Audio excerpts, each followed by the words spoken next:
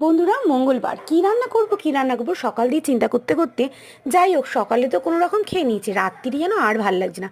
মনে হচ্ছে একটু চটপটা কিছু খাই, কিন্তু ওই যে পেঁয়াজ আর রসুন ছাড়া চটপটা কিছুই যেন হয় না। তখনই মনে হলো চলো আজকে পেঁয়াজ রসুন ছাড়াই একটা চটপটা রেসিপি করা যায়। তো কী করবো ভেবে চিলি পনির করবো ভেবে ঠিক করলাম। তো সঙ্গে সঙ্গে চলে গেলাম বাজারে, আর ওখান থেকে নিয়ে নিলাম সিমলা মির্চ, পনির আর বাকি যা যা লাগে সেগুলো।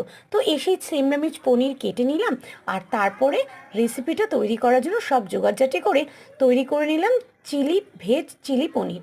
আর দেখো রেসিপিটা দেখতে কেমন হয়েছে, আশা করছি বুঝতে পারছো দেখে যে খেতে কতটাই না ভালো হয়েছে। আর গরম গরম পরোটা, আমি করেছিলাম দু রকমের পরোটা। একটা হচ্ছে ছেলে মেয়েদের জন্য সাদা পরোটা, আর আমার জন্য গাজরের পরোটা। আর এটা গাজরের পরোটারই তোমরা দেখছো। এটা দিয়ে চিলি পনির অসাধারণ লাগছিল। আর তাহলে রেসিপিটা তোমাদের কেমন লাগলো অবশ্যই জানাবে, একটা লাইক করে দেবে।